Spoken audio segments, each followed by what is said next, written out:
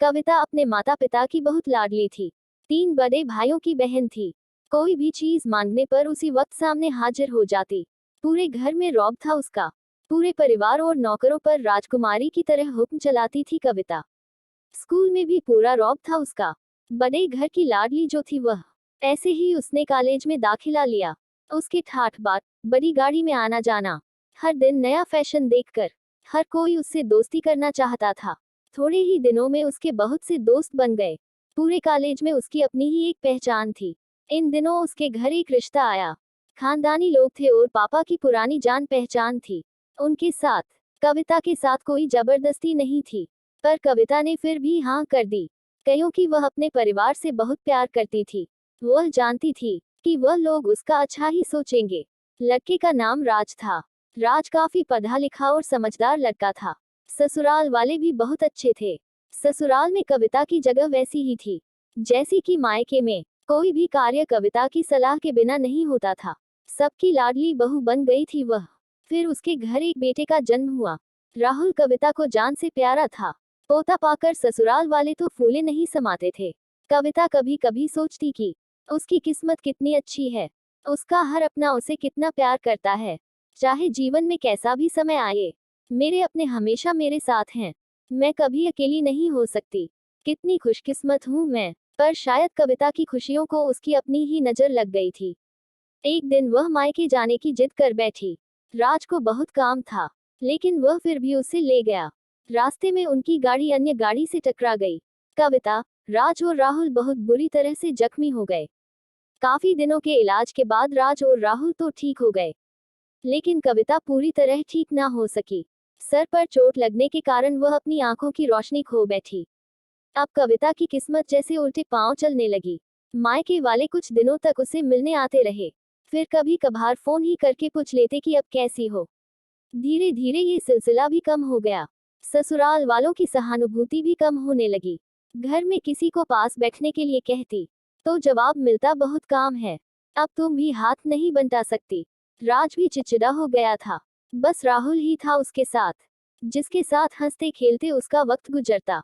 एक दिन कविता के हाथ से कुछ सामान गिर गया, जिसकी वजह से राहुल को हल्की सी चोट लग गई।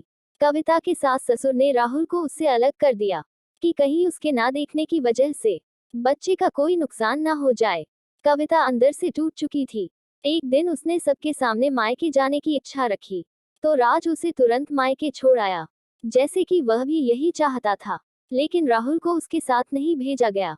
कविता कभी राहुल से दूर नहीं रही थी, पर अपनी कमी के कारण उसने ज्यादा बहस नहीं की।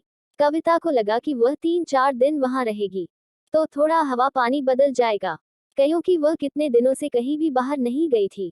घर वाले भी इतने दिनों बाद उसे देखकर कितने खुश होंगे। कविता के घर पहुंचने पर सब लोग बहुत खुश हुए। खाने में सब कुछ कविता की पसंद का ही बना था। उसने अपने मम्मी पापा और भाई भाभीियों से दिल खोलकर बातें की। उनके छोटे छोटे बच्चे भी बुआ के साथ घुल मिल गए थे। रात को सोने के वक्त जब वह कपड़े बदलने लगी तो उसे पता चला कि उसका बैग तो बहुत भरा हुआ था। वह सब समझ गई। वह बहुत उदास हो गई। कुछ दिनों तक तो सब ठीक रहा, फिर जैसे सब बदलने लगा, सबका व्यवहार बदल रहा था। वह लोग जैसे थक चुके थे उससे। सब लोग घूमा फिराकर पूछने लगे कि राज कब आ रहा है उसे ले जाने। वह बहाना बना देती, जबकि वह जानती थी कि उस घर में अब उसके लिए कोई जगह नहीं। कविता से चलते वक्त कुछ न कुछ नुकसान हो जाता। थोड़ी बहुत टोका-टाकी उसे सुनाई देती, वह टाल देती। एक दिन उसके हाथ से लगकर एक कीमती फूलदान टूट गया। छोटी भाभी ने बहुत हंगामा मचाया। कविता के माता पिता रोज रोज के झमेलों से तंग आ गए थे। उन्होंने राज को खुद से फोन कर दिया। राज कविता को अपने घर ले गया। कविता को अपने परिवार वालों से ये उम्मीद ना थी। जिस कविता के कहे बिना घर में एक पत्ता भी नहीं हिलता था, उस घर के लिए वह बोझ बन चुकी थी। राज के साथ ससुराल आते वक्त वह बहुत खुश थी, क्योंकि वह अपने घर जा रही थी, अपने जिगर के टुकड़े राहुल के पास। परंतु यह खुशी भी कुछ पल की ही थी। सारा बंदोबस्त पहले ही किया हुआ था। कविता को सीधे ऊपर वाले कमरे में पहुंचा दिया गया। राहुल से दूर रहने की सख्त चेतावनी दी गई। एक कामवाली लता को उसकी जिम्मेदारी सौंपी गई, जो उसके खाने पहनने जैसी जरूरतों का ध्यान रखती। कविता ज्यादातर चुप ही रहती। कभी कभी कामवाली लता से थोड़ा बतिया लेती। उसके जरिए राहुल का पता चल जाता। सबकी लाडली बेटी और बहू सबके लिए लाडली से बोझ बन चुकी